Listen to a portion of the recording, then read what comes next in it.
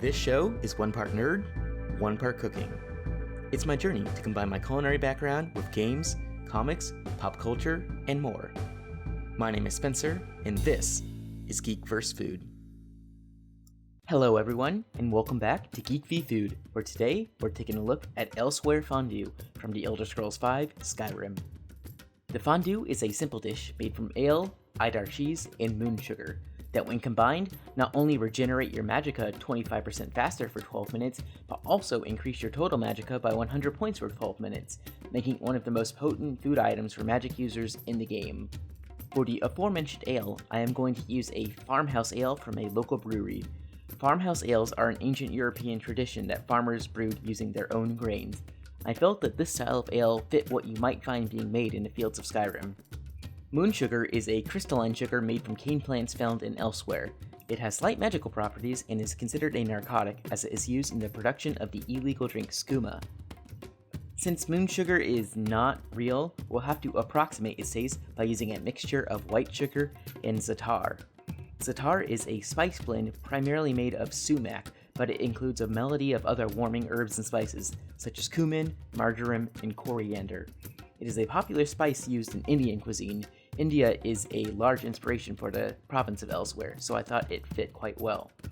To a small dish, we will add 15 grams, or about 1 tablespoon each, of sugar and za'atar. Give it a quick mix to combine, and set aside while we prep our cheese. Idar cheese, while not a real cheese, closely resembles a family of blue vein cheeses.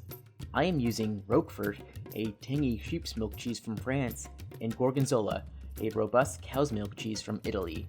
I felt that the sharp, tangy Roquefort would balance well with the bold and robust Gorgonzola. I am also using some white cheddar here for added melt factor, as blue cheese isn't known for being a melty cheese. We're looking for about 1 kilogram or just over 2 pounds total of cheese here. We'll start by cubing up the white cheddar into about 1-inch pieces. Now size really doesn't matter here, you just want something even and small-ish, so it will melt evenly. Next, we'll cut up the Gorgonzola, and quite honestly, blue cheese is so soft that you'd probably be better off breaking up the cheese by hand rather than making a mess of a knife like I did.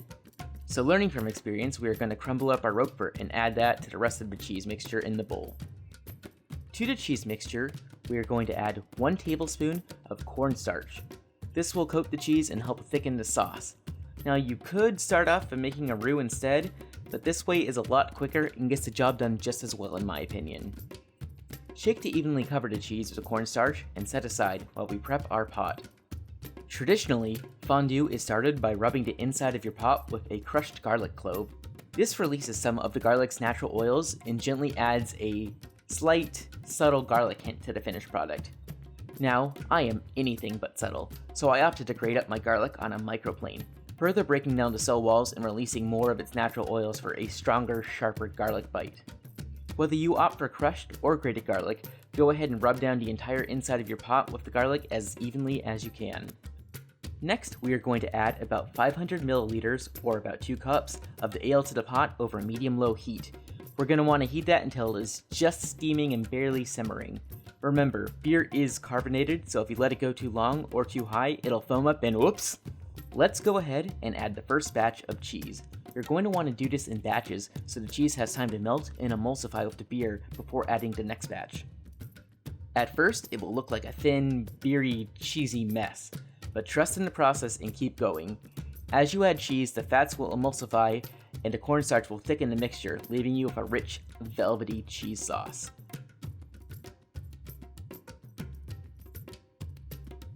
Once all your cheese is melted and you have a nice creamy mixture, we can add our moon sugar. Whisk that in to combine before ladling into an oven-safe soup crock. Place in a preheated oven at 375 degrees Fahrenheit or about 190 degrees Celsius to heat while you prep your fondue accoutrement. Something like crostini. We're going to cut a baguette on a bias and place on a foil-lined baking sheet. Drizzle on some olive oil and season with salt and pepper. And if you're feeling adventurous, maybe a bit of cayenne. Place in the oven and bake for about 10 minutes or until the bread is toasted and golden. Once done, we can move on to plating. Go ahead and serve the fondue with the crostini and anything else you fancy. I'm using some Granny Smith apples and some charcuterie meat, but feel free to use whatever you think goes well with cheese. Let's go ahead and garnish with a little more moon sugar as well. The fondue was velvety and smooth, and the yeasty beer flavor paired really well with the tanginess of the blue cheese, and that sharp bite of garlic aftertaste made for an overall delicious bite. And while my version might not fill your magica, it is the perfect way to fill your belly on a chilly spring evening.